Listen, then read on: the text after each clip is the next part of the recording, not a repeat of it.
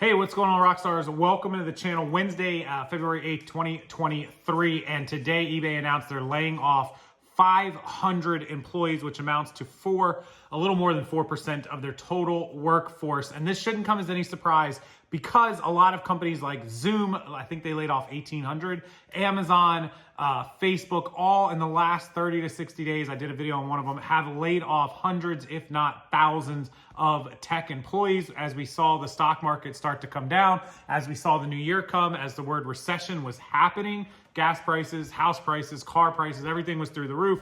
People had to cut expenses. People, including big business, including tech especially, had to cut their expenses. And a lot of these companies seen peak production during COVID in 2020 and 2021, only to see 2022 really take the downturn. And it wasn't really a nosedive, but it was lower than what it was before we got to COVID. So here we are normal, here we are in COVID, and then it takes a nosedive and passes where we were down here. So it looks like it's a steep dive when actually it's just a little drop from pre-COVID, but still a drop. And of course, that whole inflation, recession talk is not helping. So expenses being cut, people and companies shaving expenses off. The point of this video, I wanted to give you the news about eBay. Their stock actually came up when this happened.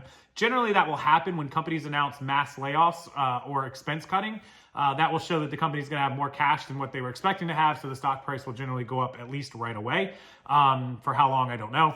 But the point, other than to give you the news that eBay was firing these employees or laying them off per se, is that this recession and this inflation has hit a lot of people and a lot of companies hard. And cash is king. Number one, try to liquidate inventory. List everything that you can. Try to save up. I'm not saying don't buy inventory, don't keep running your business as normal, but you got to really cut the fat. They call it trimming the fat out, right? If you don't use it, you don't need it, you're overbuying, you're wasteful money, you have 4 Netflix accounts, like cancel 3 of them, right? So in your personal life and in your business life, you really need to fundamentally do 2 things. Pay attention to what is wasteful spending and pay attention to what is productive spending, like investing in listing your death pile or getting everything liquidated, right? If you don't have the time to list your death pile, we'll be happy to list it for you. You just take the photos and we'll do the drafts. So that's something, we can do for you. I'll link it below. Make sure that if you have inventory just laying around that you haven't touched, go touch it. Go put your hands on it. Figure out what it's worth. Wholesale it. Use wholesale. List it individually. Once again, you can get it up on other sites. Go use List Perfectly and cross-list it. If you're using a List Perfectly account or paying for it, use it. Put it to work for you. Make sure that you are not paying for services that you are not using, and pay for the ones that are productive. So take all the junk ones, like all the whatevers they are, and put them into the productive ones. Productive cross-listing, productive listing, productive wholesale, whatever it is, make the most of every dollar that you have right now. And make sure you don't take on any more bills that you can't afford. Don't go upgrade your storage unit and pay an extra $200 a month or $150 a month because you think, oh, I'm gonna buy a bunch more inventory.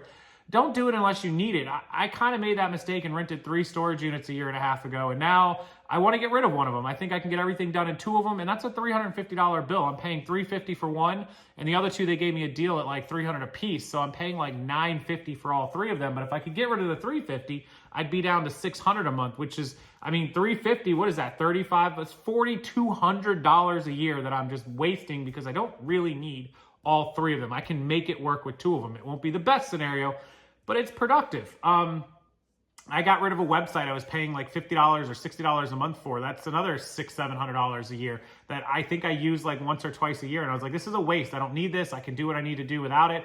So it's not because I'm broke. It's not because we don't have cash flow or money. It's simply because we're wasteful. We're wasting money. And that's really my wrap-up point for this video, to keep it short, is don't be wasteful, guys. Don't throw away stuff. Pay attention to what you're doing, because you may be good now, but you never know when you aren't good or when you wish you had that money or when things might get tight, right? And I don't ever want to be in that position. So I am constantly watching my spending and my expenses. And when I see things get out of control or I see things that I don't use or they're wasteful, I get rid of them in any time, normal times. But right now, while sales are slower than I wish they were, and while things are in kind of a downward turn, I'm absolutely going to do that. So that's my lesson for you guys today. What do you spend money on that you think is wasteful? What have you cut recently? What have you gotten rid of that you were wasting money on? And what do you think your money is being productive put into? I'd love to read it down in the comment section if you guys could. That would be amazing.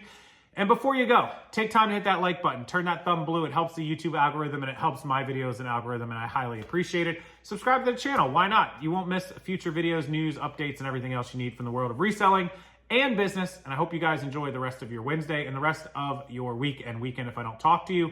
Leading up into the Super Bowl, I'm going to go for the Eagles. Franny Fancy, I hope they win for you. Just not a Chiefs and a Mahomes fan. So go Eagles, not a fan of either, but I'll root for Philadelphia this weekend.